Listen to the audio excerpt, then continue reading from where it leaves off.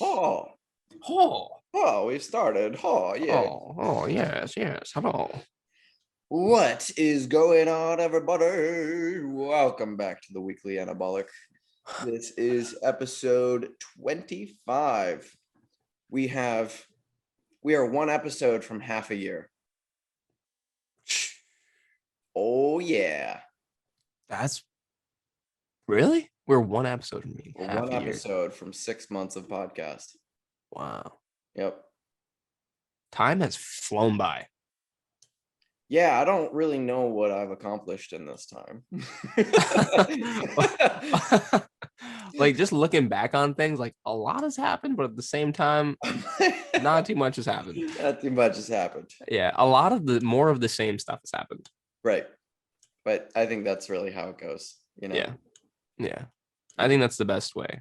You do the same things over and over again until, you finally get to an end result. But until you get to the end result, it just looks like you're doing the same things over and over again. Yeah. 'Tis life, y'all. Life, 'tis life. Well, what's up, dude? How have you been? Bruh, dude, I've been good.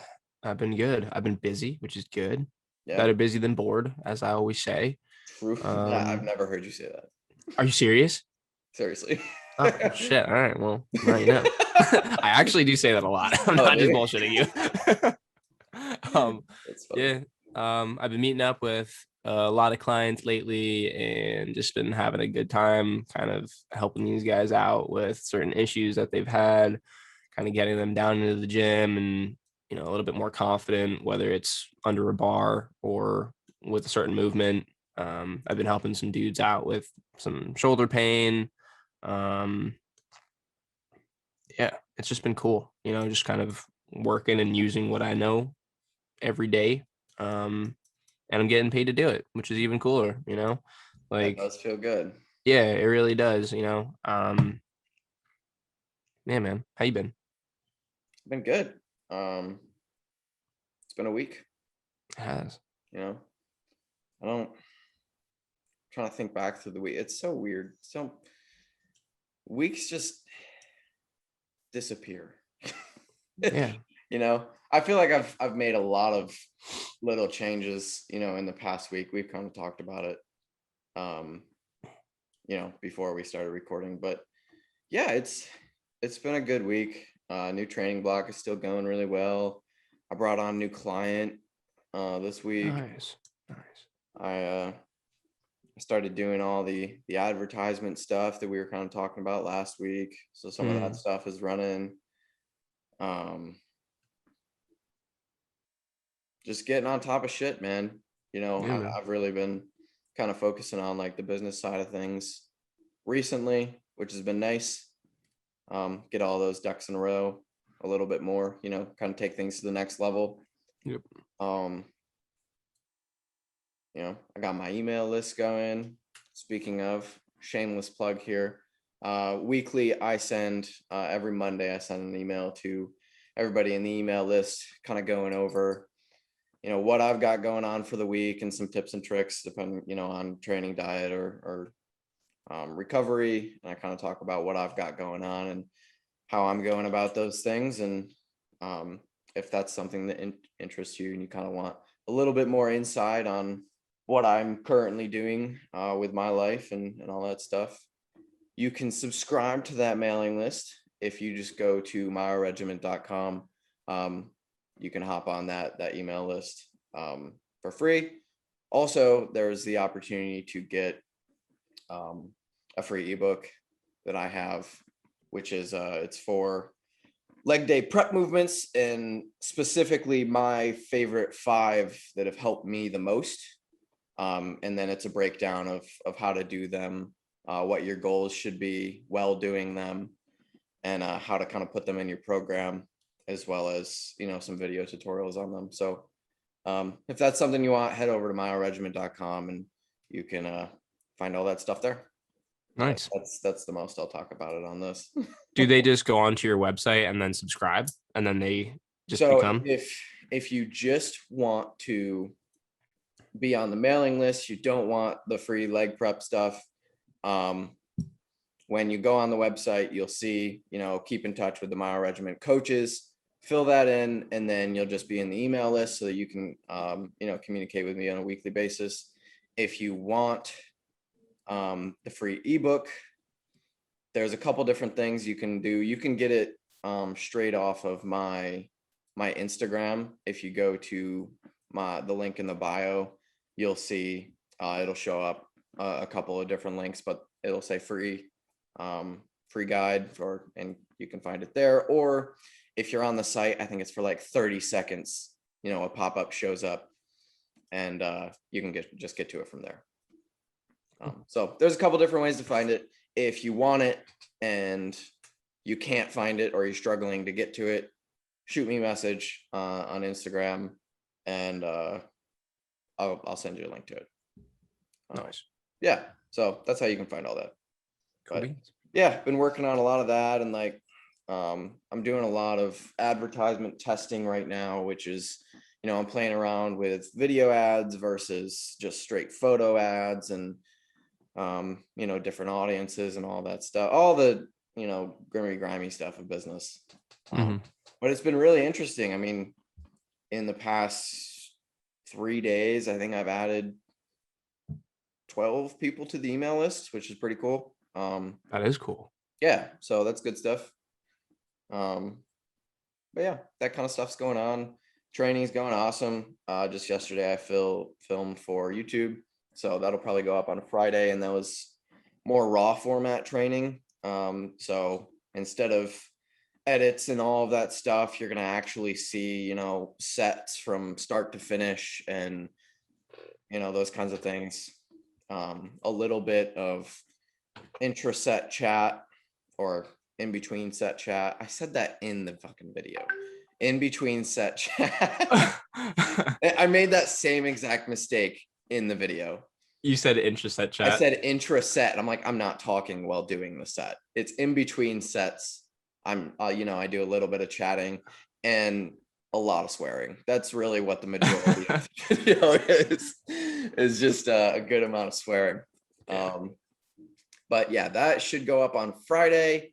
You'll also get a look at some meals and my supplementation going on. And then, well, if you're watching this and you haven't watched that video yet, you'll see me unbox this hat. I just got my new hat. Haley also got one, so you'll get to see that too. But I unboxed those because they came in the mail yesterday. But yeah, so can we purchase those hats? Can you purchase these hats? I don't have them for sale.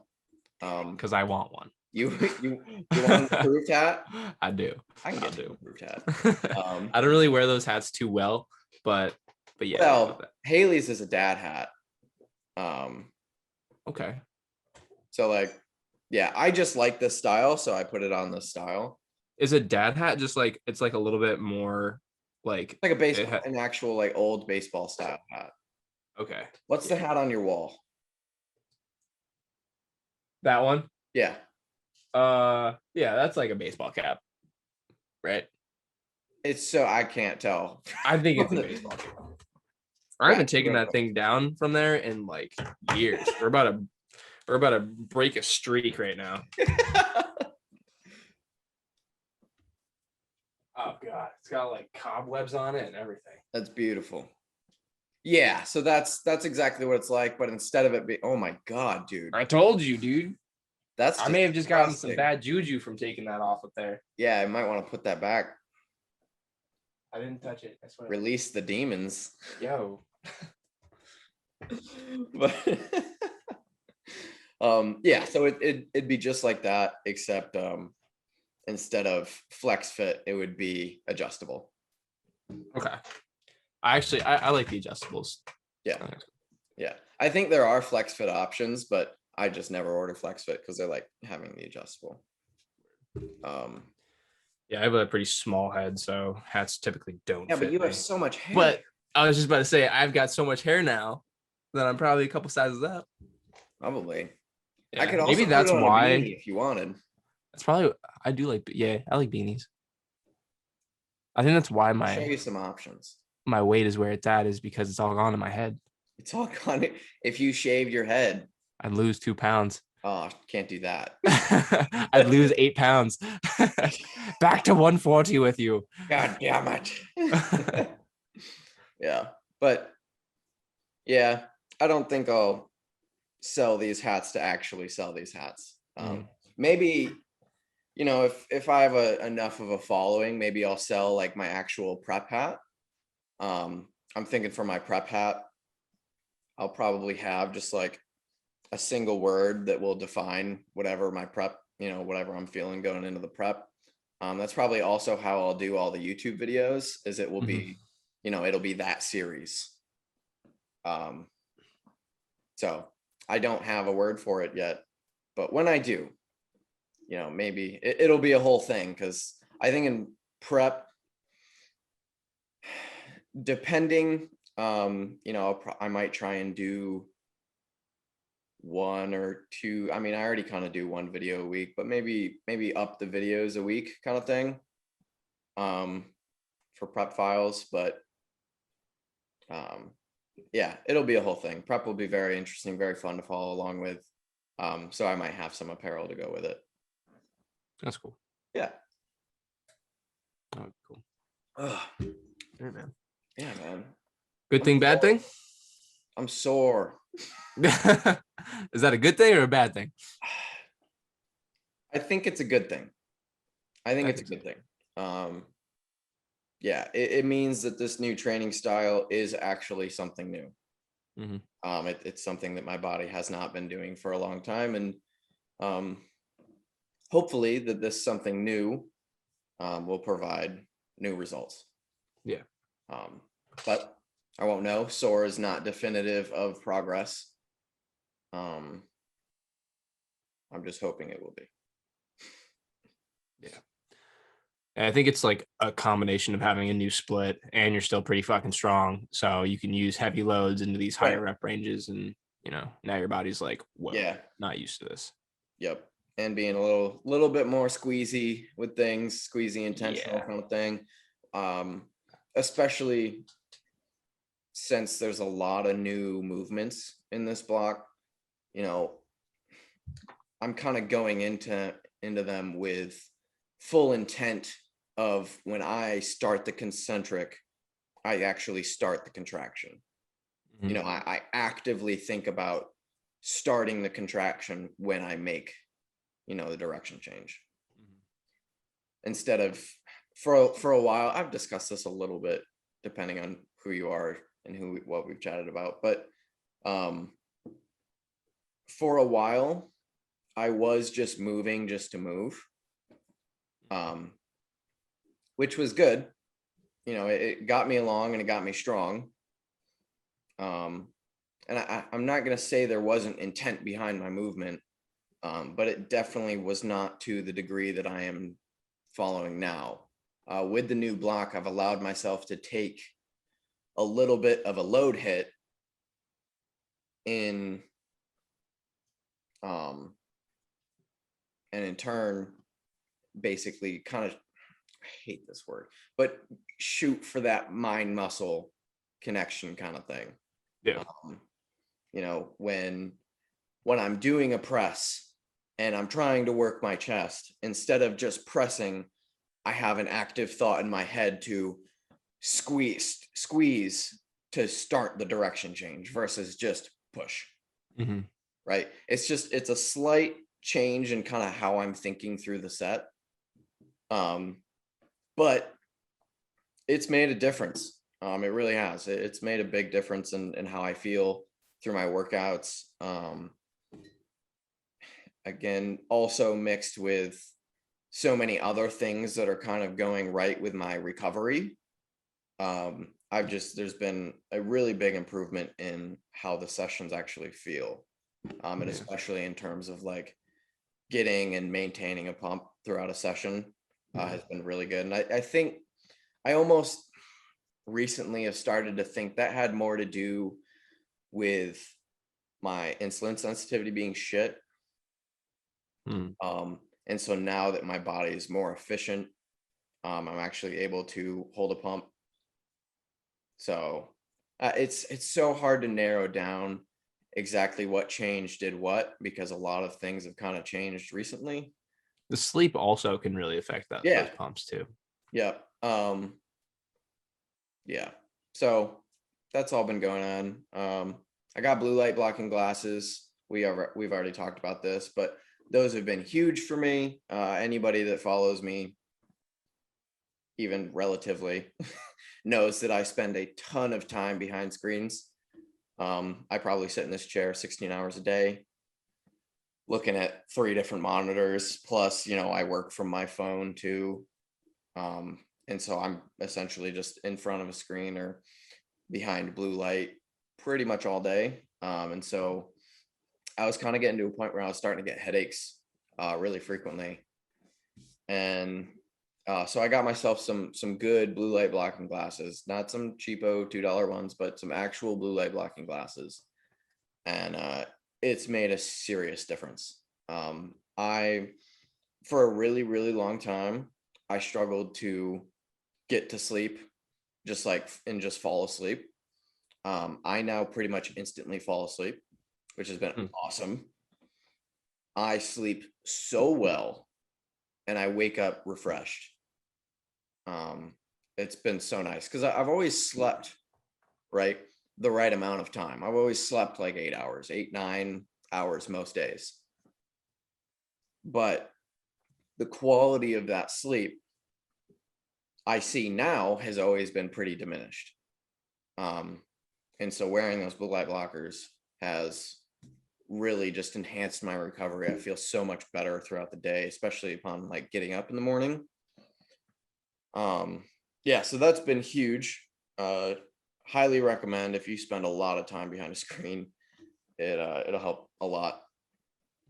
Been taking a couple different supplements now, which have been good. Again, all of this stuff is in like the YouTube video that's going out on Friday. But yeah, so that's been awesome. Training has then also been really good because of all of that. I think I'm figuring out the formula for arms. I think I'm getting it. Yeah. I think so. What are you thinking? It's one, again, it comes down to that like being intentful with the movement sort of thing instead of just moving. Even though, yes, everything was aligned properly and it was moving in the right way, but my actual intent of moving the weight that I was moving wasn't necessarily there. And so doing that and then finding the right movement that felt best with me. I'm not always about going off a feel, but I've struggled for long enough with trying to get my arms to go right that I'm changing direction and going, you know what, we're going to go off feel for a little while, right? Like there's people talking absolutes all the time in this industry. And do I think that you should go off feel for everything? No, because feel can be deceptive, especially as load increases. But if you simply cannot get a muscle to work right or grow or ever be sore or get a pump, maybe it's time to switch gears on your thinking. And so now I'm going off feel, and I can say from, it's been like 2 weeks. It's been like 2 weeks. There's improvement there. So you got to be willing to kind of switch directions every once in a while. If something's not working, try something else, even if it goes against your dogmatic approach. And even if things are working, you can still try new things, even if things aren't working. Absolutely. Yeah. There's always the opportunity to see if something will work better. Yeah. Right? And so even if something is working, it's decent to, give something the time of day to see if maybe that'll be better for you. So yeah, that's kind of what's going on. with arms specifically. It's been good. I think this is what I need to do in my current time to like start the process. So yeah, that's what's going on. Best thing, worst thing though. Let's see.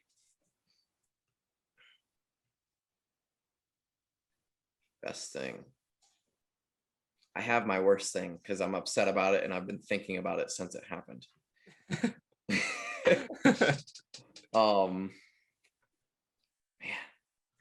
best thing. There's been a lot of good things. Probably sleep. That has felt like revolutionary for me. So Yeah. I think I got to go with sleep this week. Okay. Getting those blue light blockers and sleeping right, and then getting up and just being like, I can do everything. Like I'm ready to go. Yeah. I don't need my cup of coffee in the morning. Yeah. Mm. I just like because it tastes good. It's funny how it like changes pretty much like everything when you change like that one thing. Like just changing one thing, you would think that it maybe changes like one other thing, but it like changing one thing can really set you up to change like a few other things. So like because Brady is getting to bed a little bit sooner and is sleeping a little bit better, he's waking up a little bit earlier and a little bit more refreshed, so he doesn't have to take as much time to like boot up in the morning. And this is just off what you were telling me this morning, Brady. I'll kind of like you like take the reins there, but there's a big difference between how you wake up and how you normally used to wake up, right? Yeah, seriously. Yeah, I mean it there was a span of time where I would get up in the morning, log in for work, go, I don't have any meetings that I have to be in, and go back to bed until like 9:30, 10 o'clock. Like I would do that some days. Don't tell my boss. I was just about to say, bro. Wait. It's okay. I've worked so much overtime. Like I'm salary. I really just work when, as long as I get my work done, it doesn't matter that much. Yeah. But yeah, like that was happening because I couldn't get the brain and the gears to work. Mm-hmm. But now, I mean, I'm plenty happy to be up and going before 8 a.m. Like cardio in the morning, so much easier. Like I'm taking the dog out and we're doing a couple of laps instead of one lap, and just, it's nice. It's so nice to be awake in the morning. Mm-hmm. It reminds me of prep, honestly. My last prep, where I would get up at 7 and go walk for 45 minutes and like watch the sunrise and all that shit. And I was just up and rolling. I was also going to bed at like 9 o'clock, but but yeah, it's like, it reminds me of then, because that was also a time that everything was just like so efficient and running well that I was rolling. I felt good. Yeah. Good shit, man. Yeah. I'm glad to hear, Brady. I'm glad to hear. Yeah. And I think also to go along with that, I think I've finally fixed something, which is why I've been so steady for so long, which that sounds great for most people, but I don't like that. Like I've had a hard time, moving my weight in one direction or another. We've been trying to pull back a little bit, get down to like 198, and it just hasn't been happening. Oh. If you're listening on audio, Brandon is about to hack up like a mother bird.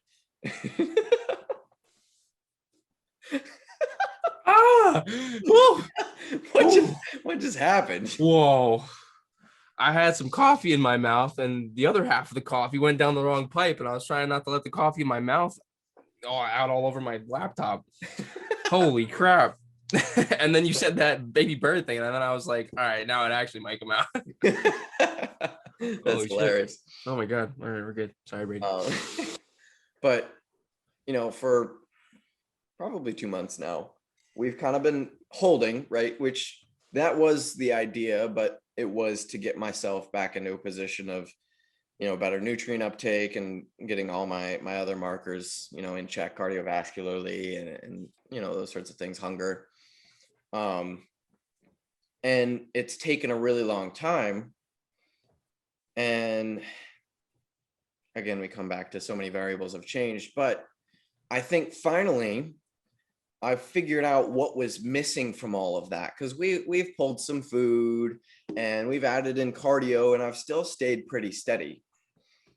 And I think what was happening is, as we were pulling food and adding cardio, my NEAT had dropped off the face of the planet. I was sleeping late. I would sit and do nothing, just, mind behind the screen. My NEAT had like gone to zero. I'd become sedentary essentially, except for walking the dog like twice a day. And so now that I'm like alive again, I'm moving throughout the day. I talk with my hands. I wibble and wobble, and I do all this shit. I wibble and wobble. I do all this shit again. And suddenly, like, things are starting to come back to life. Like, cool, man. Yeah, it's just everything's kind of meshing back together. So I think things are in a really good spot right now, which is awesome. So I think, the last couple of weeks, things have been on the uptrend as I've worked through kind of nailing down those different pieces of getting the cardio in check, and, starting supplementation and making sure I was on top of my water. And then finally, the last piece was like taking sleep to a new level. Yeah. And because of that put all the other pieces in place. Brady's getting super sleep right now. It feels so good. Yeah. It's so good. Yeah, sleep is amazing. So anyway, that's my voucher for blue light blockers. Nice. Small plug. Not sponsored, but small plug. Not sponsored, but that's fine. So worst thing, let me tell you, dude. Okay, so I'm pretty upset about this. I'm actually very upset about this, because this isn't me and this isn't what I do, but I did it, and it has been in my head since. So I had leg day, and I had to do my Bulgarian split squats. And first off, I accidentally started with my strong leg. And so I had a mark to beat, or a mark to hit. Yeah. And I did my first set, and it was a good first set. It messed me up. Like, my whole leg was destroyed. And then, it took me like 8 years to recover. One, I don't want to go on a rant about masks, but the masks are messing up my recovery time. It's probably adding like a good 4 or 5 minutes to my recovery time, because I can't get like a proper amount of oxygen in each breath. Yeah. It's taking me so long to recover that, like, I have to go walk outside in between sets. Anyway. Mass fucking blow. Yeah, real bad. Anyway. Real talk. Mass blow. I had finally recovered enough, and I went to go do my second set. And I completely sandbagged it. And I just I told myself I wasn't going to get it, and I stopped like 6 reps short. And the one that got away, Brady, I'm so upset about it. The set that got away. Because I had a reminder that I sandbagged that set for like 3 days. Because I had one leg that was sore as fuck, and the other leg was not. Yep. It told me for 3 days, you're a bitch. Shouldn't have done it. You're a bitch. Yeah. And it's made me quite upset.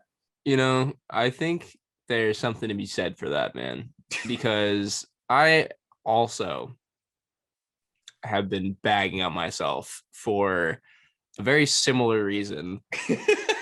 That one leg day that I booted everywhere, I was on my front loaded lunges barbell, and become my second set, I was like, I'm gonna vomit if I fucking do this set right now. And I was like, you know what, I'm just gonna walk away from this right now. I'm gonna do some arms and then go home. And that set still bothers me. That set that I didn't pick up, that still bothers me. So upset about it. Yeah. Like it ruined the next day because every step I took, it told me. Yeah. Every single step I took, it was like, your right leg hurts. Yeah. Left one's fine, you bitch. So I'm coming back for fucking vengeance next leg day where I'm doing Bulgarians, and I'm never doing that again. I don't care if I have to fucking rest pause it. I'm matching the set. Yeah. So yeah, that was a lesson learned. I've never done that before. I've never done it. And I just intentionally sandbagged it. And I like told myself that it was going to get dangerous because like my knee tracking wasn't exactly perfect. Yeah. So I was like, it's getting dangerous. Drop it. When in reality, Brady was like, this hurts. Yeah. I was like, oh, I don't want to fucking hold these anymore. Yeah. That's one thing with like when you're doing sets in that rep range. So this rep range is 15 to 25. A Bulgarian split squats. And I had 100 pounds in each hand. And it's just like when you got to go that far, the mental side, it got me that day. Yeah. I don't know if something else was also bothering me. I was pretty pissed about the masks. I mean, dude, it's not easy like walking into like pretty heavy loads and taking them into pretty high rep ranges that you kind of have to like buckle up for a second. Like that's like those are like kind of the sets that like get you a little nervous. The butterflies kind of start a little bit, Yeah. because it's like I you will already know say what's about to happen. I was actually nervous a little bit about the set, especially because this was my first time doing it loaded bilaterally. So I've been doing Bulgarians for a while, but I've loaded them all in one hand. Is that collaterally? I think so. Unilaterally? Well, it's a exercise. Anyway, one hand. And so now loading them in both hands, it kind of changes the whole dynamic of the movement and how it feels and how you set up and, the way your path feels when you're actually going into it. And so when I was doing my warm-ups, it was a little bit unsettling. One, because the load gets really heavy really quickly. And two, it was new. And three, when trying to figure it out. Oh, we kind of lost you, Brady, just a little bit, Brady. Oh, did you? We're losing you just a little bit here. Let me make sure I'm on the right Wi-Fi. Brady! I can hear you. You can't hear me? I can hear you. You hear me just fine? I can hear you fine. Okay. All right. Well, you were breaking up on my screen, but it's probably fine for the sake of. Okay. Yeah. It says that my internet connection is unstable. Oh. I can tell. It'll probably, when we post it though, it'll probably be fine on your side though. Probably. Yeah. Anyway, so it was a new movement. It was getting heavy. I was trying to figure out how to brace it right and like follow tracking and all of that stuff. And I definitely didn't take the right amount of time in my warm up for it. And so I got to my top set, especially on my less dominant leg where I have a little bit less balance. I was worried about, my knee tracking going the wrong direction and then something going very, very bad. And I definitely let that get into my head going straight into the set, like from rep 1.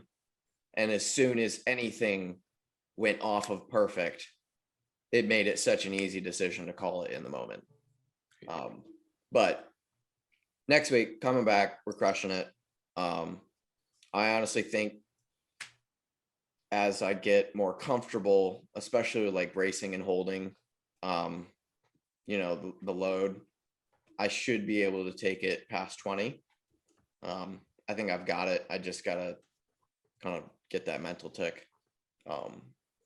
But yeah, so that set really, really upset me this week. It's kind of stuck with me, and it's something that I plan to make up for it and come back after. So that was my best thing, worst thing. What about you? I'm sweating. Oh my God. I Too feel much like, Yohimbi, bro. dude, I feel like I'm in prep again. When I was prepping, I was just sweating all day long. If I ate, I sweated. I sweat. Sweated sweat. I swatted. I sweat I upon was thine. swatting. Yes. Yeah, it was so weird, dude. I remember anytime I ate carbs on prep, I started sweating like ridiculous. I would eat, I'd have about 10 minutes, and then I'd just be like soaked. Your thermic effect of food was like 80 I times was higher than the normal burning person for some everything. reason. Yeah, Brady didn't poop the entire prep. He used it all was of the stupid. energy. I used every single bit of food that was put in my body. Yeah, it was very weird. Anyway, that's what's going on right now. I am sweating. Thank you for the update, Brady. We appreciate it. It's getting shredded. We'll check back in the next 30 minutes here. We'll see how you're doing. I'll definitely still be sweating. Definitely still sweating. But how about you, man? We haven't actually talked about training in like, well, at least a week. Yeah, no, man. Shit. I know. I think good though. We sent like two gifts to each other. Over the week. Yeah. That ass. Yeah, like Brady and I, like now we are like only time that we really talk is like on these calls. So Right. it makes them that much better. But at the same time, it feels like straight up like a year since I've seen Brady, even though it's only been like a week. So yeah, things have been good, man. Some good things that happened this week. Still up on my barbell row, but I will admit the barbell row will put me out for like 3 days after because I have to RDL after. Started like at the start of my new split. So like I want to take just a little bit, like I want to be recovered for that set because I don't want to sandbag it.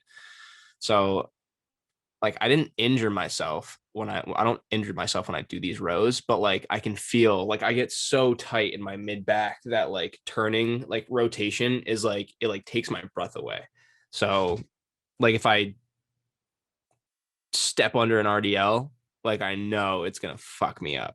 So it could be the RDL kind of fucking me up or the row kind of fucking me up, and I might have to just like clean it up a little bit. Yeah. Something that I'm going to talk to Nick about. Do you have your new split yet? No, that was the other thing. So I think he's forgotten. Still no new split, but I think he's forgotten. Yeah. Yeah, I don't know, dude. I would definitely make mention. Okay. Just like slip it in, like in a check-in, be like, I can't wait for the new split. Yeah. Yeah, and still looking forward to this new split. Yeah, I was a rep up on that row though, so that was a good thing. Didn't fold underneath 185 on my front squat, also a good thing. Yeah, just kind of more like business gains, I guess. The natural progression of my movements are still kind of going on, but more so business gains this week. I've been calling potential clients and setting up more appointments. I actually took a client on. Yeah, I took 2 clients on since the last time we called. Wow. So like, yeah, I'm like really starting to work now, which is like nice. Brandon is money bags now. I can't complain, man. It's been, and it's really fun. Like I said, I love training people. I love walking through their problems, and I love seeing them overcome their problems and getting better at certain movements that they had a pain in the ass with. You know, I've had clients or like, you know, like Laura a couple days ago, she texted me. She was like, thank you for showing me that I wasn't pushing myself as hard as I could. Like, you know, stuff like that. Like just showing people that they can like do more than they thought they could have makes me feel really good about myself. Yeah. So it's been really, really fun meeting new people and helping them out. And I've actually taken on like, dude, this like from this day, the past month and the past like 30 days, I've taken on like 6 new online clients as well. Have you really? Yeah, like 5 or 6 on like online clients. So holy shit, man. Yeah, like So now I have like a bracketed day and everyone's checking in on one day and I go through everyone on one day, and like that also feels really good. And I have my budget set up now, so that feels really good. Like I just feel really good about like my financial and business and like work situation right now. And I can see it taking a little bit away from like the diet, just like a wee bit, nothing crazy though. But I've definitely been like super like client oriented lately. And That's like making awesome. sure that everyone is like checking in. Yeah, it's really cool, man. Um, so How'd you get the online clients? Were the they people that they were just all inferences. Like everyone just inferred. I didn't put a thing out or anything. People were just kind of hitting me up. They were like, "Hey, dude, like, could you help me out?" And I was like, "Yeah, sure. Just fill out this application form. We'll see if we're a good fit, and then we'll see what we can do." And that's just kind of how it's been for the past like little bit now. Everyone's just been kind of coming through and asking me. So I'm like, I'm like, what the, I don't know, man. Maybe the something in the air, the sun is out now. People are changing their minds and people are taking it upon themselves to kind of like reach out and better their health, I guess. So more wow, people have been coming through. I don't really know what it is, that's you amazing, know? dude. Yeah. So I'm like That's a pretty good happy with spot. You're that. putting yourself Yeah. in a good spot. Yeah, man. All right. I expect you to be here next week. Tomorrow. All that said, we move in tomorrow. We move in tomorrow. um, yeah, man. Wow. Some bad stuff. And my weight is holding 148.5 today. So hoping to see 150s very, very, very, very, very soon. Telling you, you got to go out and get the McDonald's order. Yeah, 2 dude. McChickens, triple cheeseburger, medium fry. I wish I had McDonald's like right down the road for me like you do. Well, you could. True. if, Fair point. Fair point. if you just do a little move ski. Yep. Just, it's like whatever. It's whatever. Little move ski. That'd be good. Or you could just come live with me for like a week. And I think in that week, we could probably throw like 4 pounds on you. I think so. When I came up that one day and I came back, I was like 3 pounds heavier. I visited my friends the night before, I think, and then came up to see Kelsey and you and Haley. And dude, I came back like 2 pounds heavier, 3 pounds heavier. I was like, all right. I'll take it. Yeah. We had eaten like we went to 2 pizza shops. We had ice cream. We had Thai food. Dude. Yeah. That was a day. That was a good day, man. That was a good day. Yeah, that was a fun day. So things have been going good there. Man, if we were living in like the 2-bedroom apartment, I'd totally say like you should just come spend like a week. Yeah, I deadass would. But once we get to the 2-bedroom apartment, you'll be here. Gotta get there first. I'm just gonna keep saying it and then it'll happen. You're just speaking it into fruition. So, I'm pretty big on like manifestation. Yeah. I'm big on manifestation. Like I do think that like the more you kind of repeat this, the higher the probability. Think about it. This concept started like probably before we started this podcast. Right around it. Yeah. I think I can't even really remember, honestly. But yeah, it was like right around then. I mean, it was doing what we do now. We were just sitting chatting and I was like, you should just move here. I was like, yeah, I don't know, man. That could be a good idea. and then more we looked into it, we were left like at that for a little while. Yeah. And then we're like, yeah, should do it. It's like, you're paying what for your apartment? Yeah. It's like, all right, maybe it is a good idea. And then it's all just pieced together. And then we slowly got Kelsey. It's slowly coming together. Yeah, exactly. Yeah. So things are good, man. Things are good. Can't complain. Some bad stuff that has happened.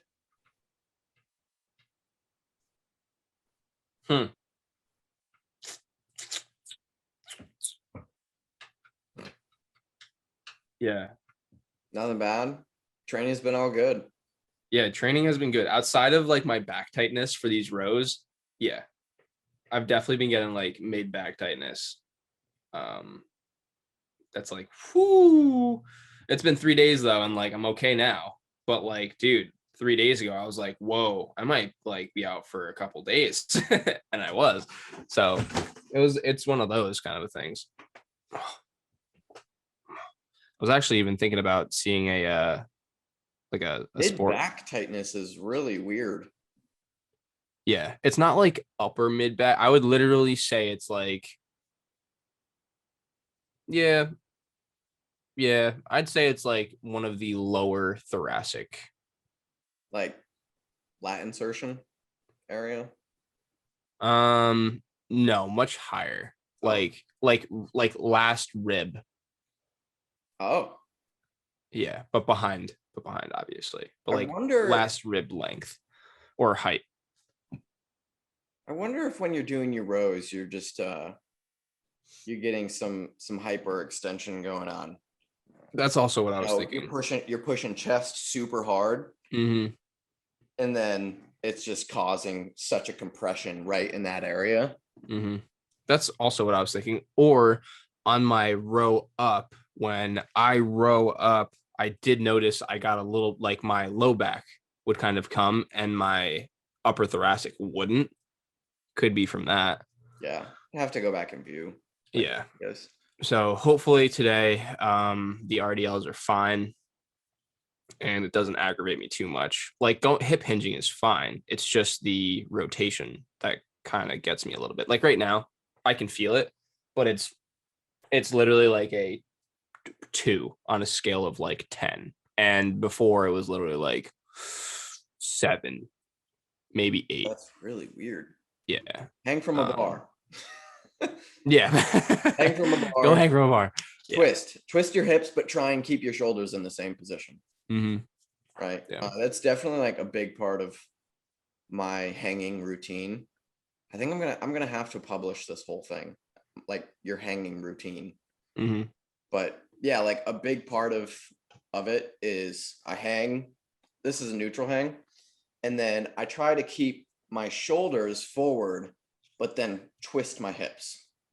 Mm-hmm. Right. So you're trying to keep your upper body in the same position, but then moving your hips through, different positions, and then you'll go through anterior and pelvic tilt. Mm-hmm. Do you so I actually started doing a little bit of rotation, but I have so my feet are in front of me, right? And they're like slightly bent. And then I literally just like drop both of my knees to one side. I don't know if you've tried that, but I just drop both my knees to one side and it does give you that rotational component. Yeah. And I feel a crazy stretch when I do that. I've been doing that here and there. I still do my bar hangs and stuff like that.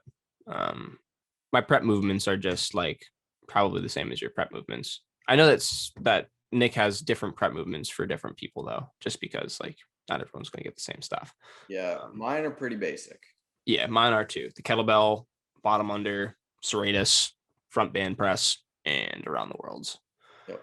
Yeah. I've been doing around the worlds for a very long time, and all of my clients love them. Yeah, everyone loves around the worlds.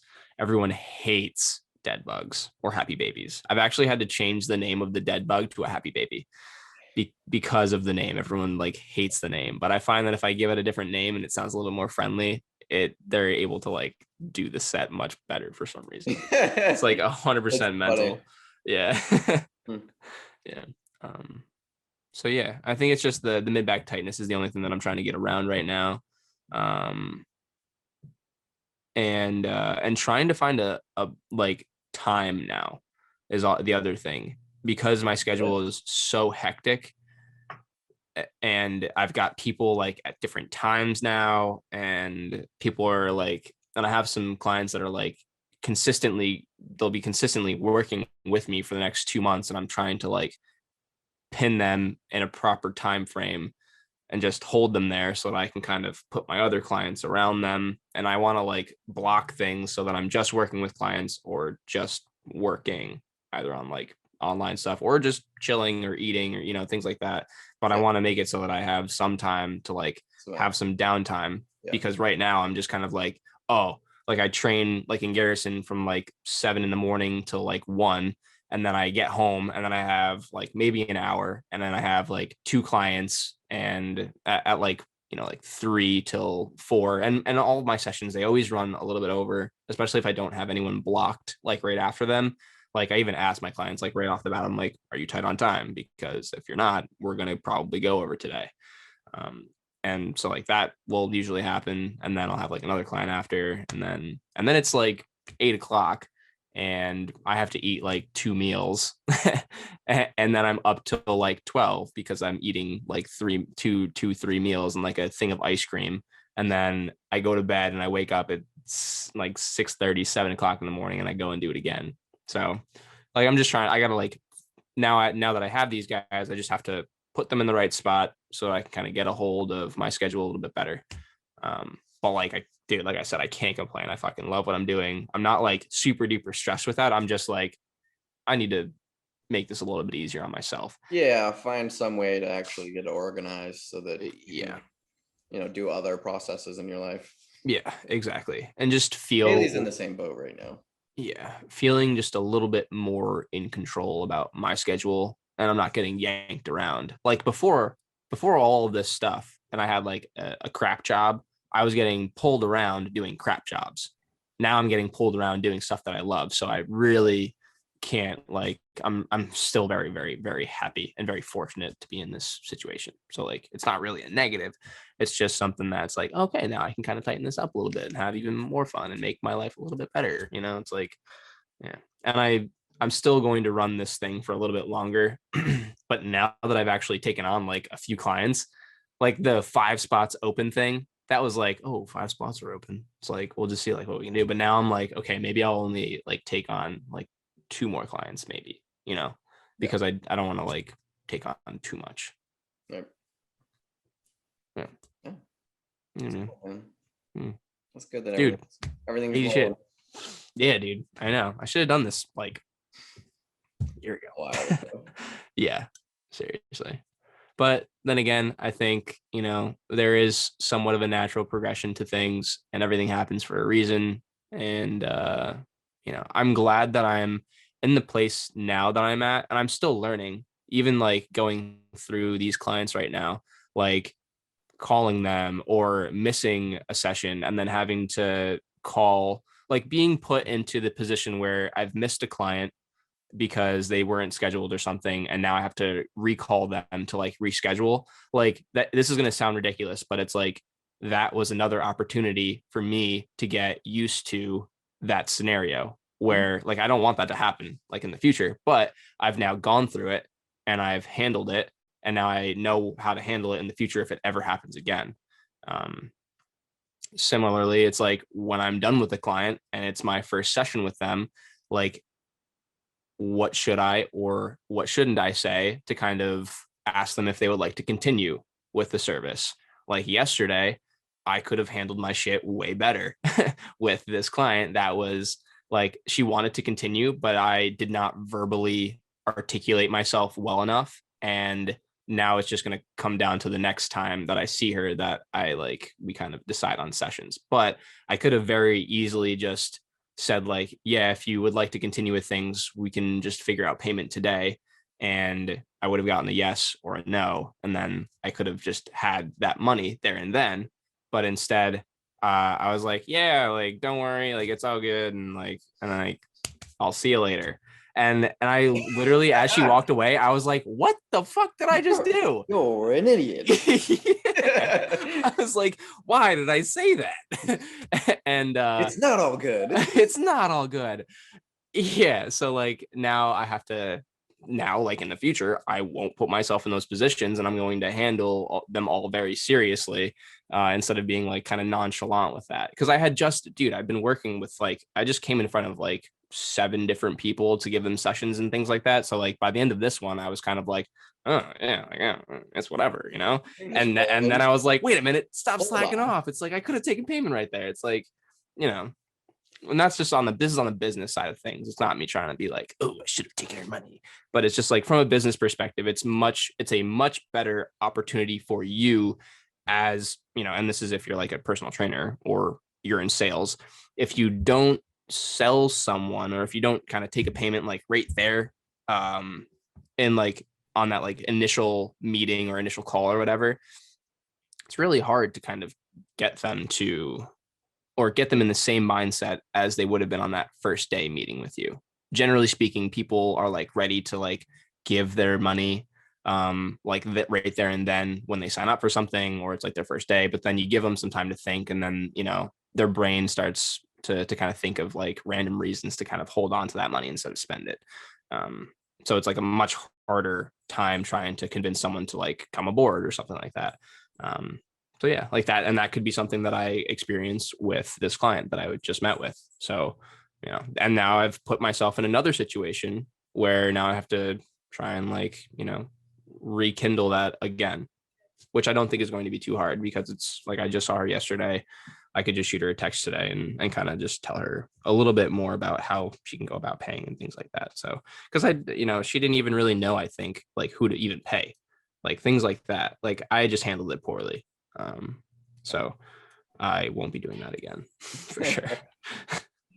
Yeah, that's part of living and learning. You know, you gotta do it.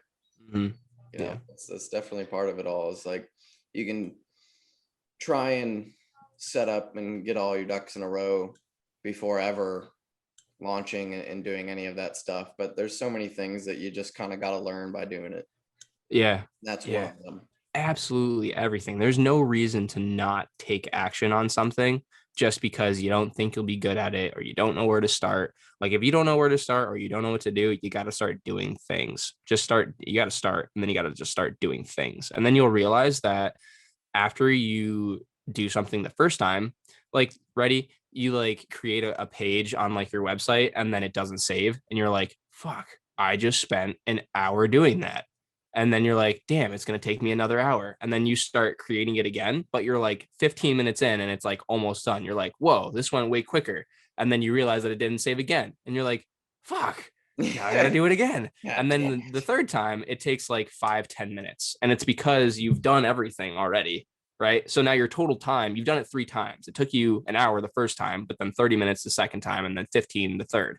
It didn't take you 3 hours total and you did it 3 times. It took you an hour and 35 or an hour and 45, because even though you did it 3 times, you got exponentially quicker every single time because you just got better at doing the things that you were trying to do before that you didn't know how to do. You already knew how to open up the boxes. You knew what you wanted it to look like. You knew what you wanted to say. You knew where the buttons were going to go. So all you had to do is just put it all back up. And it's just the process is so much easier. But people always get caught up in that, in like the initial, just like initially doing things and not knowing how to even set their website up and not knowing where to put that stuff and this, that, the other. And because of that, they don't do anything. But it's like, just start doing things, and like things will click much easier and things will come to you as you go. Like it gets, you know, your brain remembers things pretty well, and it usually takes the path of least resistance. So it's like, you know, you'll get better and better at these things and ideas will come to you. And I'm like, that's, you got to take action for sure. Yeah. You got to learn. Yeah, exactly. Mm-hmm. Not everything that you do can be learned through a textbook, you know. No. You just got to experience some stuff sometimes. Yeah. Speaking of learning, I'm doing some learning. Also, I am still sweating. So I'm doing some learning. Oh, quick stretch. And I've decided that it's probably time to do some of the actual school nerd stuff. And so I am learning actual anatomy and physiology. Dude, well, are you talking about hormone stuff still? No. I'm just like, I'm actually going through and like all of the different things you would learn in like an A&P course.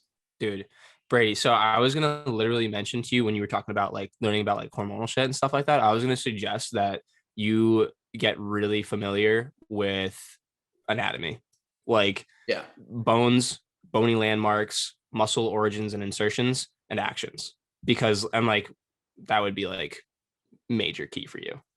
Yeah. And then it's cool like learning about like muscle fibers and myofibrils and sarcomeres and contractile proteins and shit like that. But I think most bang for your buck would probably come from like bones and muscles and bony landmarks and origin and insertions, just because it gives you such a better like 3D perspective of like, it's kind of like the Batman vision that we have already for like vectors and like joint angles and things like that.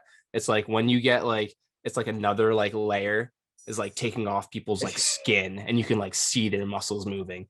I think you like that. Yep. I decided that definitely a big part of, moving forward is to develop, a proper education side. I'm not going back to school by any means. No, not a chance.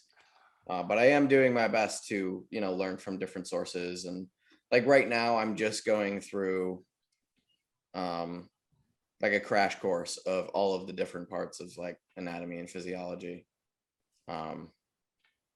Just so that I can have like a better understanding of that stuff. And especially because a lot of people that I follow and try to learn from in the industry definitely talk predominantly through those terms.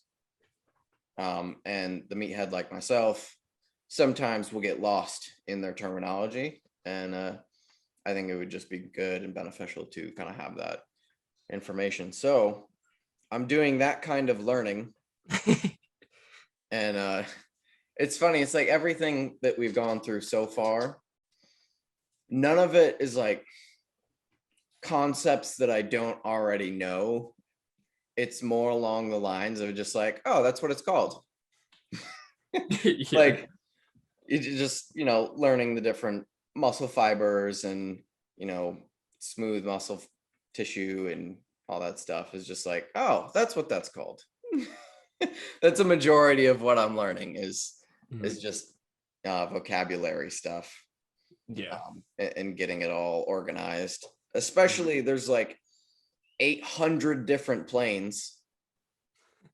That was the first thing that got covered in this thing that I'm learning from, is like the very first video was going over like the planes. Yeah. And he covered it in like 2 minutes. Is this Khan Academy? Who are you learning from? No, this is Crash Course. Okay. Cool. Yeah, and he does a really good job, and all of his videos are really well produced. But yeah, the first video was that, and he covered all of them in like a span of like 2 minutes. So fast. Yeah. I was like, okay. Yeah. There's I'm gonna have to go back and watch that one again. Yeah. There's like 3 different planes, but unfortunately each plane has like 3 different names. Right. Like it, like the frontal is also like the coronal, and it's also like the sagittal or whatever the fuck. It's like that was completely like, wrong. Those terms are to speak in relation to another plane. Yes. Yeah. The planes are where the axes move. Like wherever your axis is, and then that joint can move in that plane. Like your elbow, or like the rotational plane. That's just like you moving on that like transverse plane.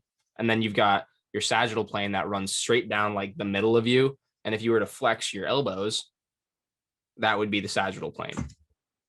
And then the other one is the one that like goes right through you, like from the side. Yeah. And that would be like abduction kind of movements. Yeah, I forgot all that fucking shit. Is that lateral? Yeah. The lateral plane. Yeah. I just remember that sagittal and like vaginal. That was like how vaginal. That's hilarious. That was how I remembered the sagittal plane. Was just because it went straight down. Almost positive that the one that runs, straight through you this way is your lateral plane. Yeah. Yeah. And like I said, they've got like raises. 3 different. Where is it? I don't know where it is. I don't know. Brandon went to school for this stuff. Yeah, clearly all went out the other year. The planes, yeah. I just didn't like the idea that there was 3 different names for 3 different planes. And that's literally just in like biomechanics. Like the Dr. Jordan Shallows explained it as like, we do have like just those 1 planes, but we have like a shit ton of range of motion, and then we can move in each of those planes like in every single degree, like in any different way. So it's like there's like a big old like component that a lot of people are missing. Like we all move in like 2D directions when we think about stuff on paper, but in real life we have so many other planes that we move into on that rotational plane. Like we move in those single planes, but then we have that rotational aspect that gets vastly overlooked, which wasn't something that I started really looking into until like Nick, of course, you know. Yeah. It's one of those things. This is how I feel about a lot of education, but it's like, how much does this shit really matter? I was also going to say, dude, like what you had said, like, oh, like just learning the words. It's like, I don't know some of the names for some of these exercises that I give my clients that are like random, like exercises like dead bugs. Like I just can now call them happy babies just because like I don't give a fuck what the dead bug is called. I could call that thing a horse and donkey, but as long as I can make you do that movement properly, it doesn't matter what it's called. Yeah. It's like, just because like, and in Brady's instance, Brady doesn't need to know what his coracobrachialis is, as long as he knows what it is or can see it and knows that it's there. The kid is still mad fucking strong. It's like, just because you know where your internal and external obliques are and how they ride on your rib cage, it doesn't mean he's going to get like that much stronger. But it will definitely give him a better idea of like, if he was able to kind of like see where the origin and insertions are of these two muscles, that would give him a better idea of like how to pull these things in those directions. But you know, it's the knowledge is the power. It's like nobody got massive by reading a book. No. And well said. But I do think that having the education is going to help me fine tune certain things, right? Mm-hmm. It'll help me grab, a last 5% sort of thing. Yeah. It helps you make decisions on the fly that you normally wouldn't have probably made if you didn't know the information that you had known. Yeah. But it's also one of those things where, like, I'm glad I don't actually have the formal education first. Yeah. Just because I feel like I would try and see everything through that lens. Mm-hmm. Which is exactly what will happen to you. Right. And I really like that I have the lens of this works. Yeah. Right. I can't necessarily explain from, a textbook terminology standpoint why, but I know this works. And when that stops working, you can do this, even though the textbook says this should always work. Yeah. Right. I enjoy that I have, more of a hands-on experience background before putting, the education and the terminology side. I think it also helps me relate to people a bit better when I am, talking through different things of, why you should do what exercise. And because, I mean, I coach this stuff, and I still trying to follow like the book heads of the community. When they are talking, I still am like, I can't quite grasp what you're saying. Mm. Right. So you may be relaying great information, but because none of your audience can understand it, you're relaying zero information, which I think is really, really important for a lot of people to understand, is that if you are trying to give out content, you have to understand who your audience is. And speak to their level. And that's the education that's actually important, is understanding how to take those higher level concepts and morph them so that somebody who doesn't understand those higher level concepts and terminology can actually understand them. Bless you. That finally came around. Thank you. Yeah, it finally came out. God finally came out. I was stuck for like an hour and a half. Yeah. But yeah, that's what's missing. Agree. That's what's missing in this industry a ton. Yeah. People love talking on this high horse and using all these fancy words that don't mean shit. And then their audience gains nothing from them because they don't fucking understand it either. Yeah. So coming from this background, everyone that comes out of this background, I mean, it doesn't, like, when you come out of a field, no matter the field, you want to be like the smartest one in the field. Like, no one wants to finish last in their class. Everyone wants to be smart. Everyone wants to finish with a high grade. They try. And you can totally see that anywhere, but definitely you can see it in this atmosphere when like the health and fitness atmosphere, like people that just graduate with a BS in exercise science. It's like Oh those, shit. yeah, it's like, oh shit, I know absolutely everything. It's like you think you're like mega mind. And I could really only imagine how that affects these people when they get their doctorate degrees, because they get even more up their ass. I mean, And you see it in professors. and you see, yeah, you see it in professors, you see it in doctors, all sorts of doctors across all different areas, chiropractics, PTs, just like regular clinical, like clinicians, just like, you know, your regular old doctor that you go and see, who prescribes you like 8 different medications. Like you'll see these guys on their high horses, and everyone wants to be just as smart as the next guy. They want to be the smartest.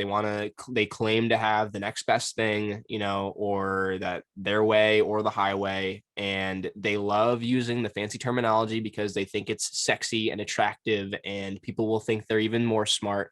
But unfortunately, like Brady said, you get super lost in translation, and you actually like separate yourself from the demographic that you're trying to connect to. Like when you don't like say like, hey, shit's tough, like, but you're going to get through it.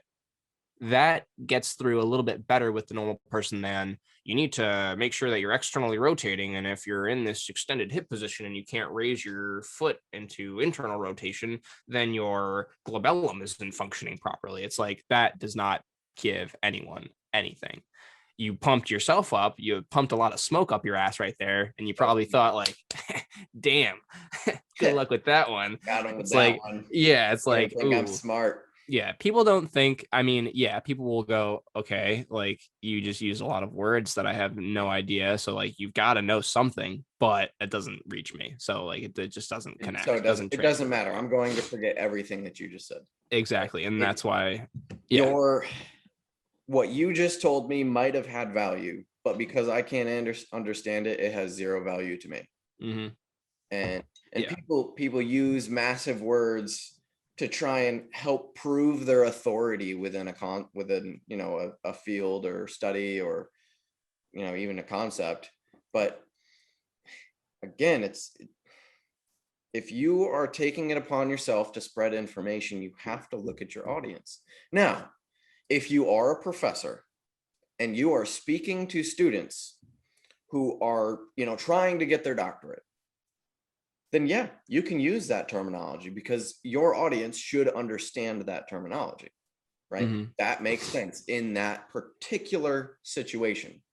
If you're on Instagram and you're a doctor and you start speaking in words, you go to a coffee shop and say that exact thing to anyone in there and ask them if they understood what you said. No, they won't. You have to imagine when you are on social media and portraying information that you are in a coffee shop with 6-year-olds and they need to understand what they need to change, and that's it. All that they want to know is what they need to do different. Yeah. That's it. I always lead with layman's terms, and then I elaborate. Like if someone is like I can get so layman with things, I can get so bro termy with things that I literally sound like half retarded. Like I could literally just be like, yo, hang from that bar. And they'll be like, That's what I do. okay. Yeah, like that's what I do. But then I had this lady just be like, what does like hanging from a bar do? She's like be like that was so layman for her that I had to like kind of delve in just a little bit. And I was like, And that's great. well, so yeah, I was like, for overhead pressers, like the two general check boxes you want to see are flexion and external rotation. So this puts you into a flexed shoulder position, and it will also challenge external rotation. And that's kind of where it starts to like, people are like, okay, so like there's a little bit more than just hang from this bar. Like there is a little bit of stuff behind that. Like it's settling knowing that stuff. And I think that's like from my perspective and PT's perspectives and Cairo's perspective, it's like they just jumped to, you need flexion and external rotation, and it gets lost in translation really quickly. Yeah. And it's just because we like to be a little bit more technical with things. Right. And when, Yeah. you know, when you're speaking to someone, you should be able to explain it simple enough that they feel confident in asking a question off of it. Mm-hmm. Right? Because if what you're explaining is so complicated and they're like half lost in it, they aren't going to feel confident in asking a question because they don't want to sound dumb for asking a question that you already answered in what you were just talking about. So instead they ask no question and say, okay, and they learn nothing. Mm-hmm. You have to give people the confidence to ask questions because that's how they actually learn.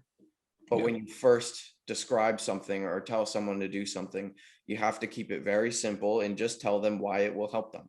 Mm-hmm. That's it. That's it. And if that's good enough for them, great, you help them. Not everybody needs to know every single intricacy of a cell. Yeah. Right? And if you're a PT or a chiro listening to this or any kind of, that'd be cool. Maybe not. We've kind of hit on them.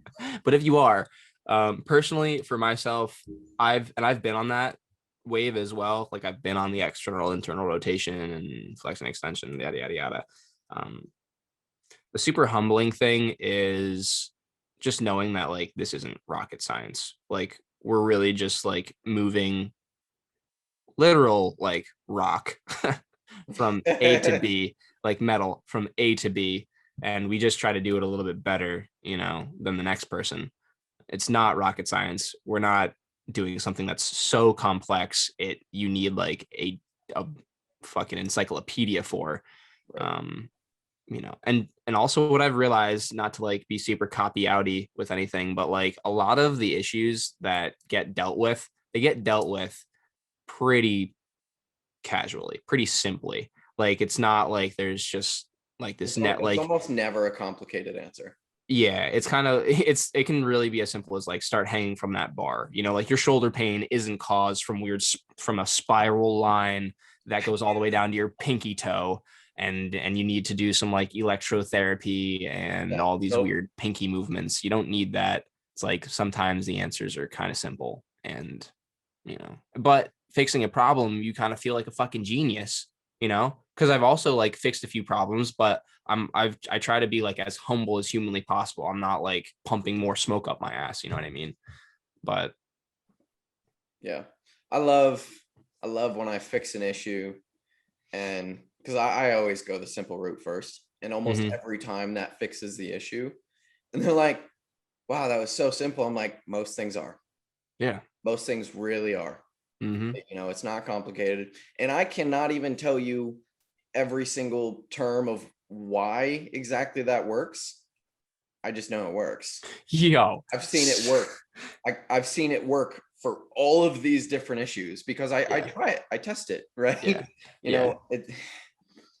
Dude, I can't tell you about how it stretches out this ligament, which frees up space for this, and all those sorts of things, because quite frankly, I don't care.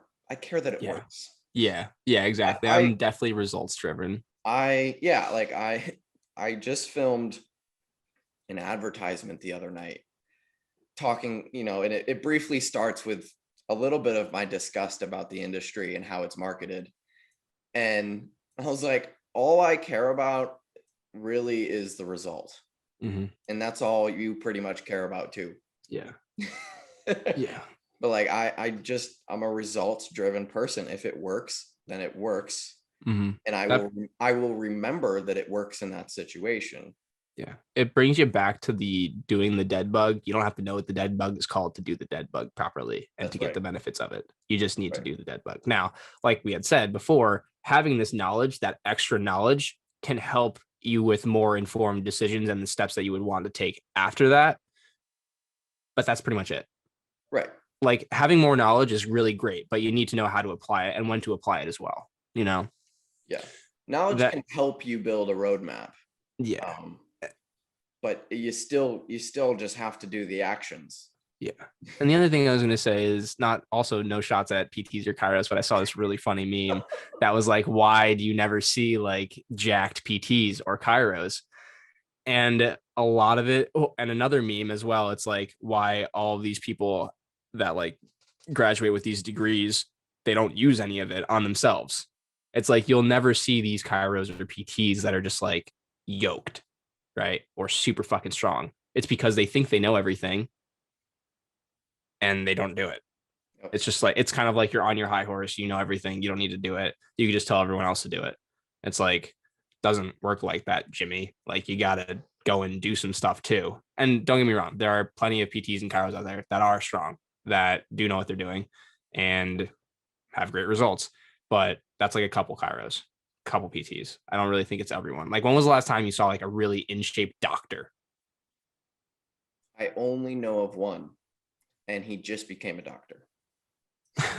We went to school with him, actually. Okay. Yeah, he's young. Yeah. Yeah. It's like, when was the last time you saw? His name's Will. Shout out to Will. Shout out to Will and Bergia. Yeah. That's how you say his last name. Oh, yeah. Oh, fucking Will is, Will's a fucking, you beast, you. Yeah, shout out to Will. Yeah, I know who you're talking about. Yep, yeah. He's the only one I know. Yeah, I know who you're talking about. Yep. So, yeah. But like, you go into your doctor's office, I can almost guarantee you that your doctor that you go and visit every once a month, if you go for your checkup, he's probably not that strong. He's probably not that in shape either, which is, should you be taking diet and exercise advice from him? Does he even give diet and exercise advice? Probably not.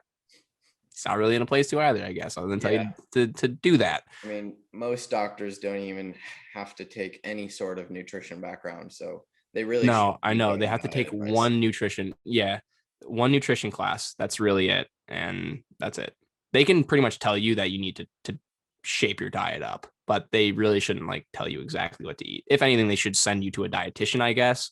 Yeah. And then especially, that's the other thing, is when I see like nurses / like doctors like that try to prescribe certain movements for people, or like tell them like how to like what to work out and like things like that. It's like, I don't really know. Yeah, doctors love telling people they shouldn't deadlift or squat. Yeah, don't deadlift, don't squat, don't walk, don't sit, don't stand, don't run. Just die. Just lay there and die. Take this medication for the next 40 years and then die, please. Thank you. Yeah, like goddamn, like die, please. Thank you. Come back in 5 years so I can hand you another one. Yeah. It's fucked up, man. Oh my God. Yeah. I really love going into this. I know. Like, I just almost wanted to rant again, but I'm not going to. Fucking. Hey. So yeah, I'm learning. Yeah, I was gonna say, bony landmarks, muscle origins, and insertions, man.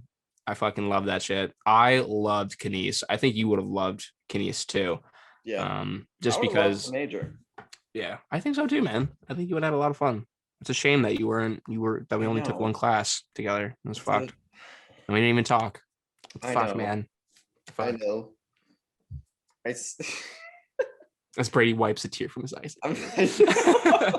Like, man, college would have been so different for me if I did that. Imagine if we roomed together. Oh my God. That'd been sick. Imagine if like you and Haley and Kelsey and we had a townhome together. That would have been really cool. That would have been cool. Yeah, that would have been cool. Be massive. Where did you live? Did you have an apartment? Yeah. Okay. I lived over by Crosby's, the gas station. Gas station. Oh, that was like across the bridge? Across that small bridge from so the bar towards Main Street. No. And then if you were to go back up towards like Wendy's or Taco Bell. Oh, okay. And that gas station that's right there. Yes. Yeah, I lived right there. Oh, all right. Like, so if you're going towards it and the gas station's on your left, were you on the right or the left? I was on the right. No, the left. Okay. I was on the same side as the gas station. Yeah. Okay. Wow. Yeah. I didn't even know. That was a great part for our listeners. Are we still recording? Is this still going on? Yeah, man, my whole life would be so different right now. I'd probably be so much bigger than I am. It makes me so mad. I think what would have changed it is meeting Nick a little sooner.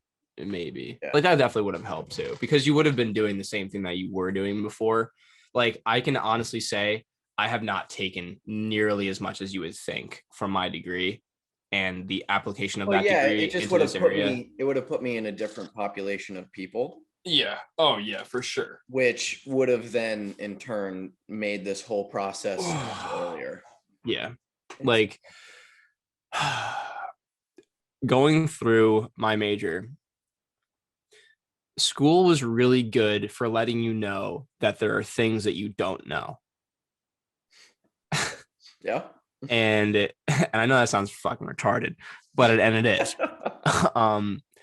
But like quite literally, like you don't need to know sodium's role in excitation coupling, like in the excitation coupling stage of muscle contraction. You don't need to know stuff like that. It's cool knowing that that stuff happens, and it's cool knowing that your body is literally like the craziest thing you could possibly imagine, like mechanically, like biomechanically, I guess. Like, dude, the mechanisms inside of your body are just absolutely insane.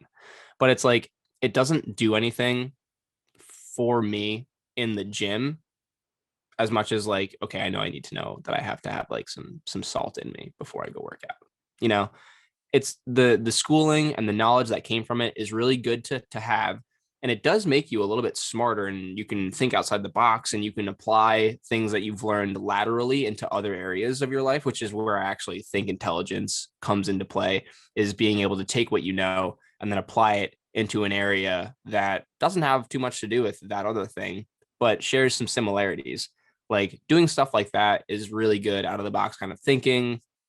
You know, I can convert grams to, or I can convert kilograms to pounds pretty easily. Like, you know, there's just like a lot of like knowledge stuff, but like I didn't get too much out of it. Like lifting, like, dude, you're fucking strong as a brick house.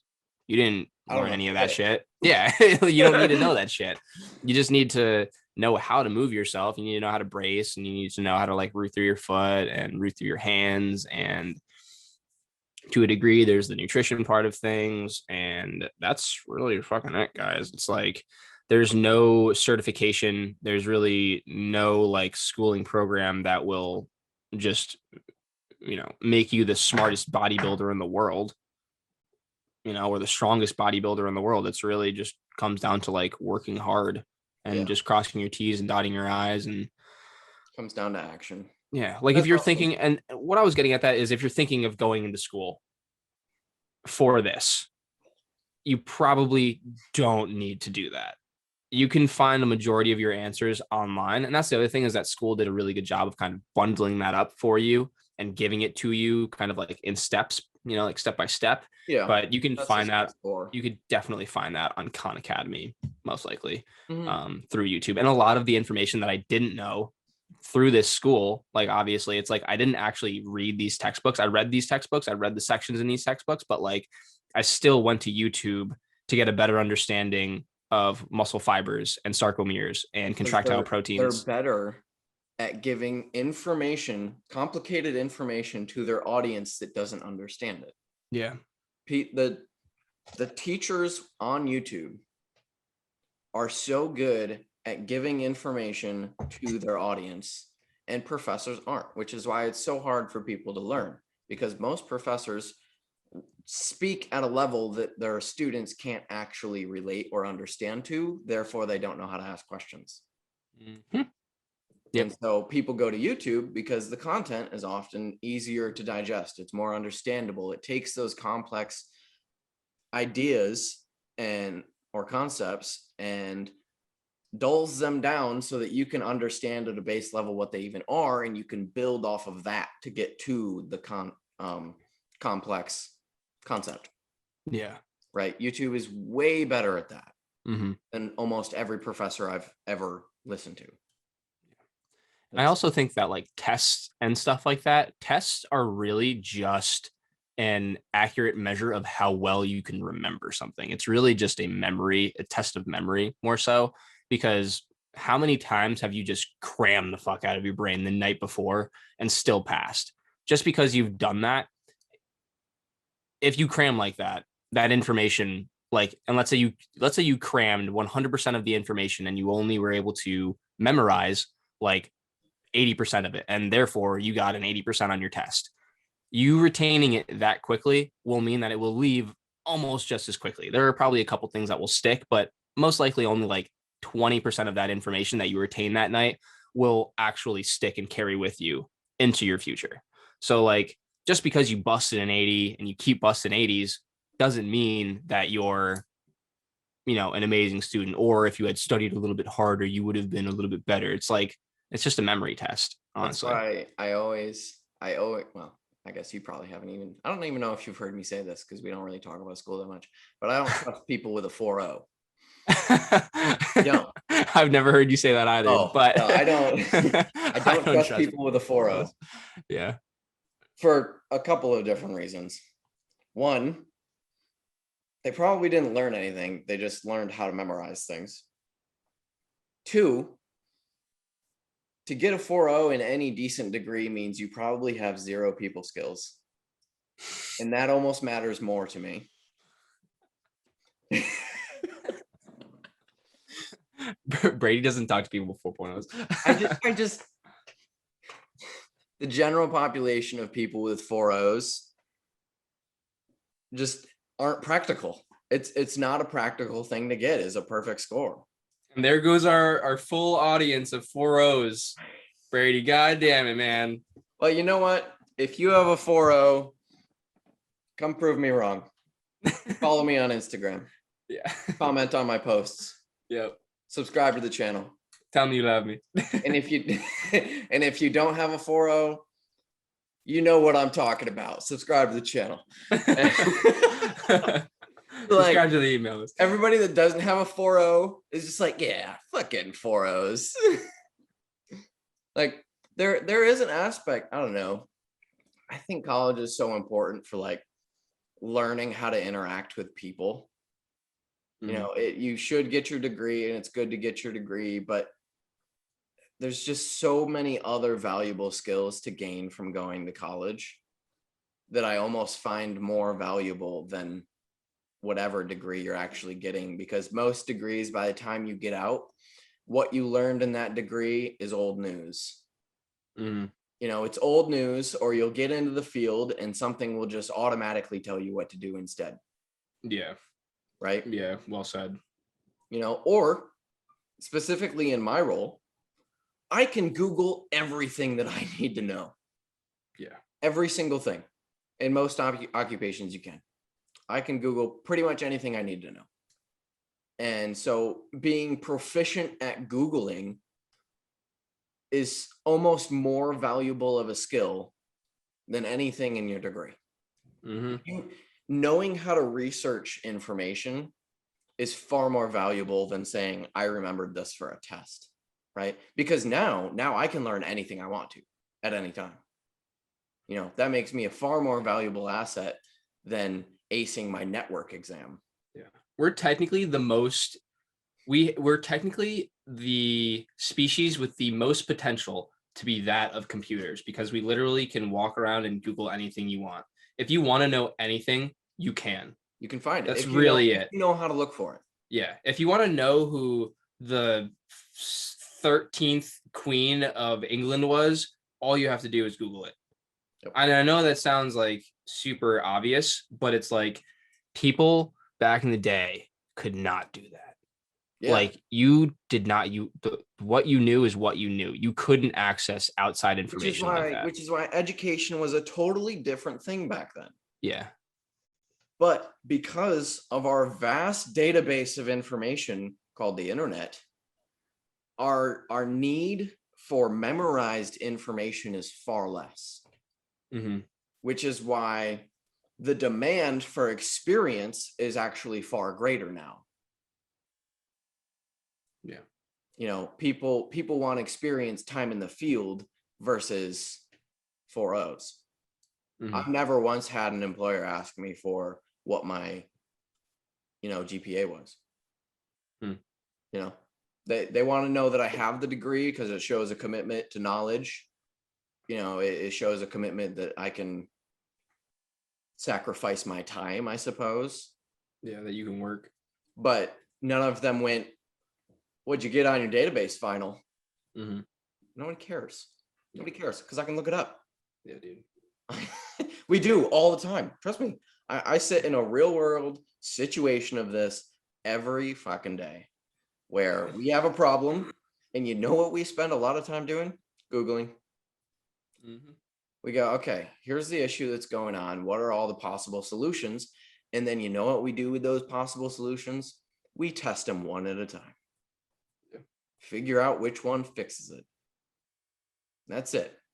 This is going to sound really bad, but I passed my PSL 1 course, BT dubs. I don't know if I told you that.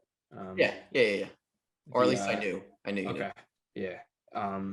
Like, dude, I could have cared less passing that PSL 1 course. I kind of do take that back just a little bit, because if you pass PSL 1, you can take the PSL 2.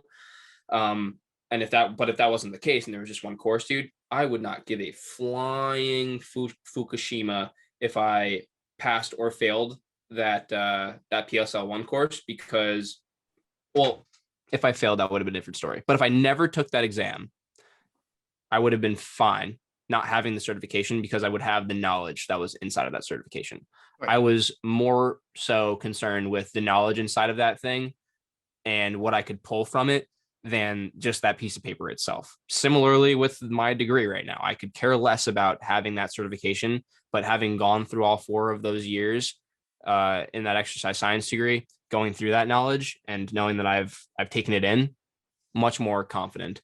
The piece of paper is just to show you that you've kind of completed it and you maybe, didn't fail. Yeah. And I think that's kind of the one thing. There's a chance that you know and understand the information in the course. Yes. Yeah. And like, it's, you can bullshit yourself and say, I know everything.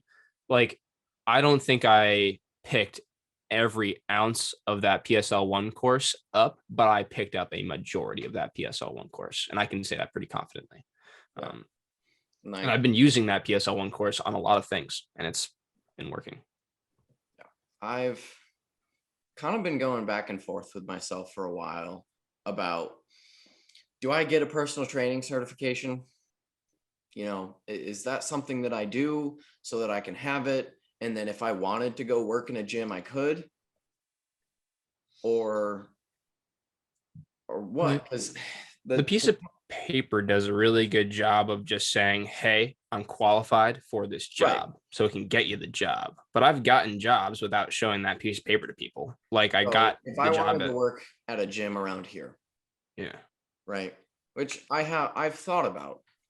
I've been like, man, I could just leave my IT job and then go work at a gym and coach on the side. And then working at the gym would put me in front of people, which would help me grow more things on the side. It would help create my authority, especially within the area.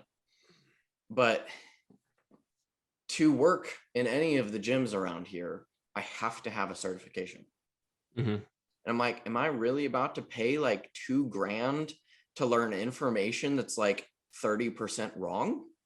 Like 50% wrong? Because like, I know the NASM course, like I don't know. I'm pretty positive they still teach knees not past toes. Like, they're still hard on that. Yeah. And I'm like, it's wrong. And I don't know if I can go through a course to try and memorize wrong information just so I can have the certification. From my honest standpoint, all you're looking for is a leg in the door. Because I could literally go grab myself the shittiest certification in the world right now for like, I have to have a certain type for the gym for like $150.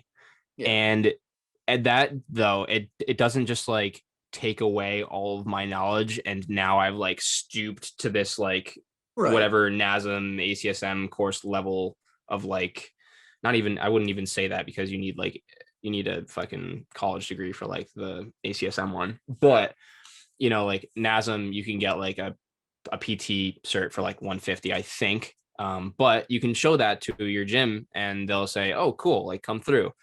Unfortunately, people aren't as concerned with the amount of knowledge that you have inside of you.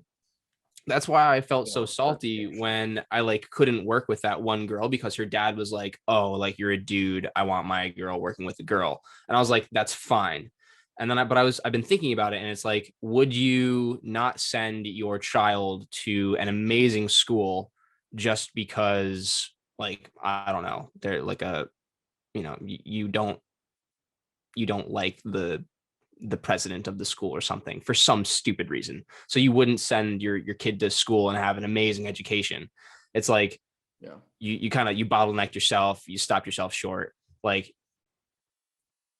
just, I don't even know how the fuck I got on that. But to answer your question, I would get like the lowest barrier personal training cert you could possibly get, just so that you can get the leg in. And then, because all you need is that leg in, it doesn't take away from you, like, and what you know, just from my opinion. Like, if I got a cert like that, it wouldn't take away anything that I would know, but it would allow me to get into the doors of a personal training gym to get in front of people, which is actually something that I might do if I can't redo this ACSM one. Like, if I can't just like spend $300 to get my ACSM cert like redone, if I have to like retake that long ass, boring ass 50% of those questions wrong kind of a test, why would I spend 300 on it if I could just spend $100 on a different cert and boom? Like, no one even knows what the hell that means.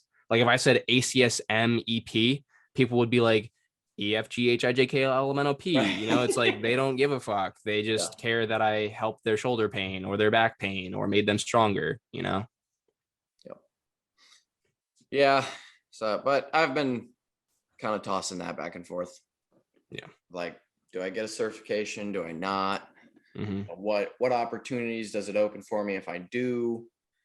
Those kind I of think it'll probably only open up doors for you, but you know it's bullshit.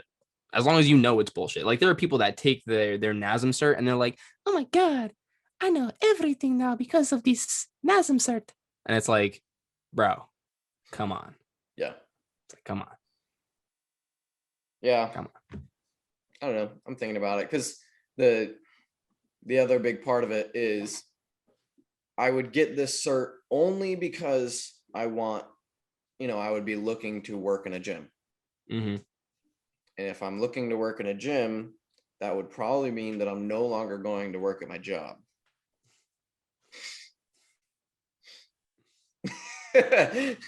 So like that would be quite a bit of a leap.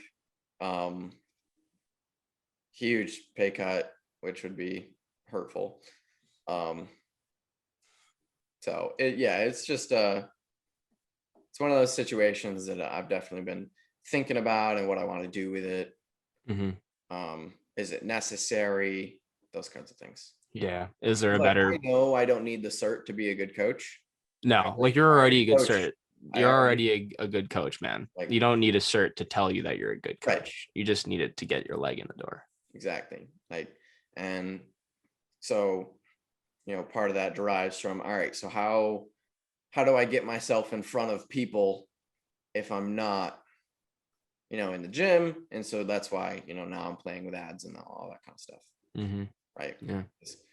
Can I build coaching and my own authority well enough without actually being in the setting all the time? Yep. Especially because, like, when I am in the gym, people don't talk to me, man. I talked fucking I can't fucking do it. I think people think I'm a grumpy bastard in the gym because I just grumble swear words to myself the whole time. Hey, yeah, there's this guy at the end of the gym. He's just been cursing to himself with his hood on for the past hour. Is he okay? Can you go make sure he's okay? And he's not gonna kill everyone. Yeah. So I've thought about, making myself like a hoodie that says on the back, like, I promise I'm friendly. Like, working, not pissed.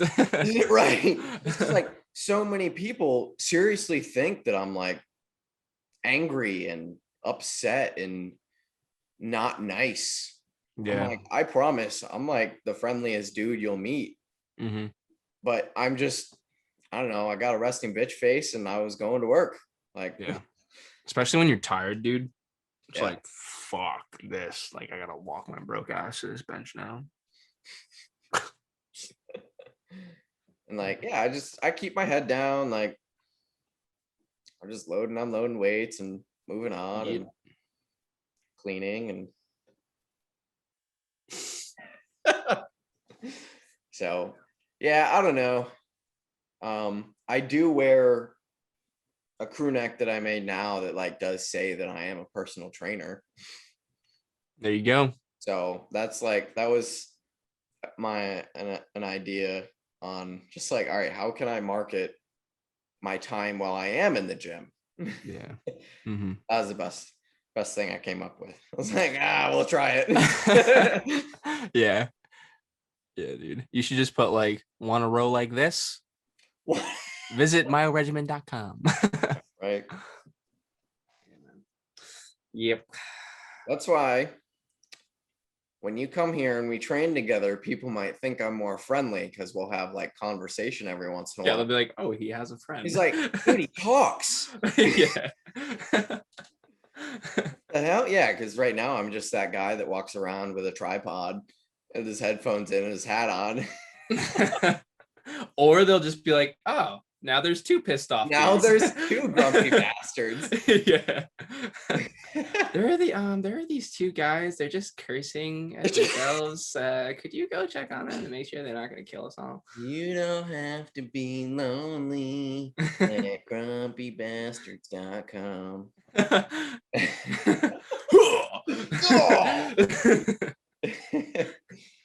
But yeah, so I don't know, because I'm just gonna keep rolling with the email list right now because that is growing, and I think that will continue to bring dividends. Yeah, it will. Continuing your learning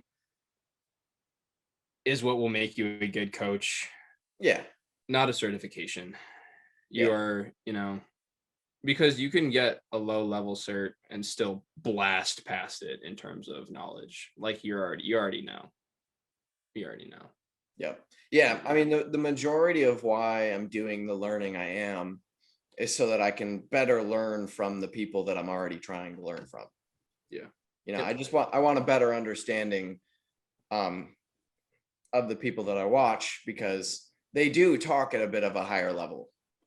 And so I want to be able to understand what they're saying so that I can then bring it back down to baseline and better talk about those certain topics.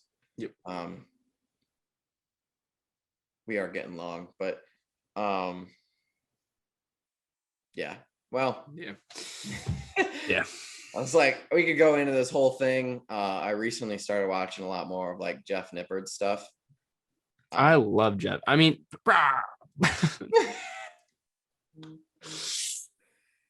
You good? What you said? yeah. All right. Yeah. So Yeah. we won't dive down the rabbit hole, but I was just watching a podcast between him and Eric Trexler, who's also very good. And they were talking about like metabolic adaptation, which was something I actually wanted to talk about on this episode. And then we'll just have to table that for the next one, maybe. Shit. We didn't even answer those questions too. Oh, all right. Rapid fire, go. Fuck, I gotta get the question. Okay, I'll ask. What's your death row meal? So you have one final fuck, meal. that was grim as hell. Yeah, it Oh my was. It God. was very.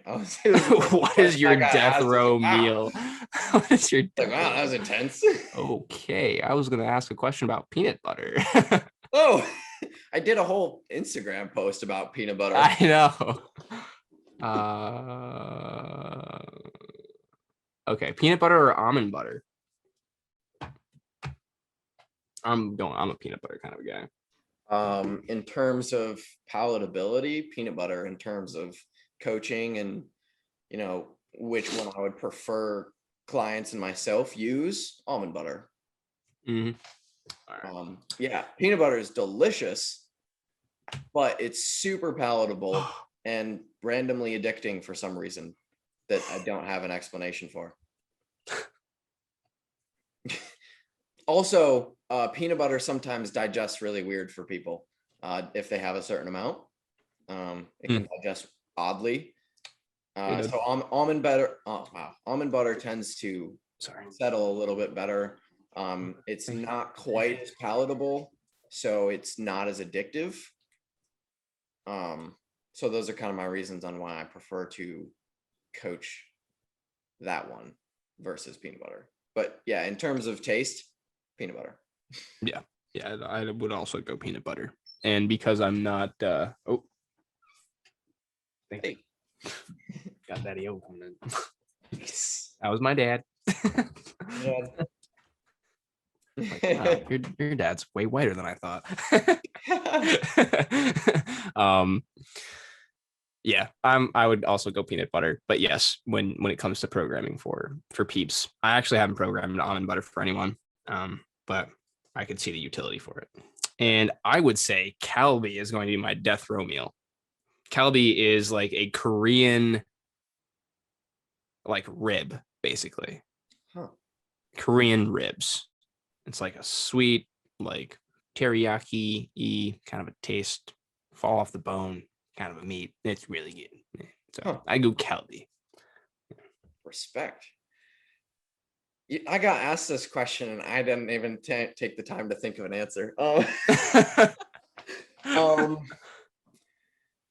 I got to do something with mashed potatoes. I love mashed potatoes. I was gonna say steak and potatoes. That was gonna be like my OG one. Yeah. Go to. I don't know if I want steak. Can I have like a burrito and mashed potatoes? You can have whatever you want, Brady. You're right. It's my final. This is your last meal. My final meal. Fuck everybody. I'm having a steak with rice, black beans, double steak,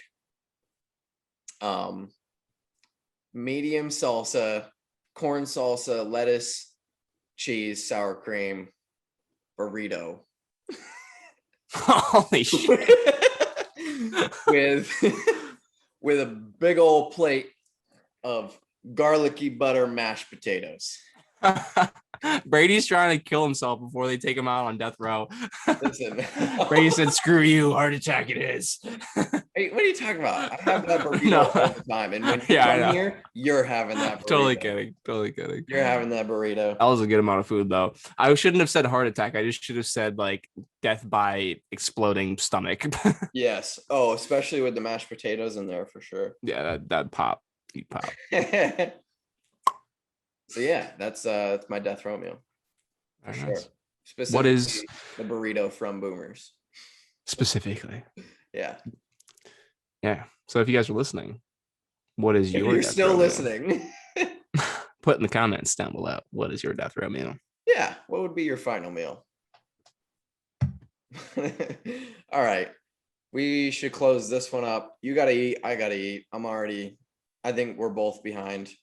Yeah. I should be like halfway getting ready to have meal 3 at this point, and I'm gonna be having meal 2. So yeah, I should be finishing my this meal at like 1 so that I can not vomit it out come 2:30. Yeah. All right, homie. We'll wrap it up. Peeps and homies. Get back together next week. If you're still watching, keep an eye on the channel for Friday. I got my video dropping. As I said at the beginning, all of, anything to do with me, you can either find on the Mile Regiment site or through the link in my bio on my Instagram. And if all else fails, shoot me a DM. Hire Brandon as your online coach. Or Brady. he needs more work. And yeah. Yeah, come through, guys. All right, it'll be real. We'll catch up next week. Brady, always a pleasure. Always a pleasure. The people. Thank you for being the people.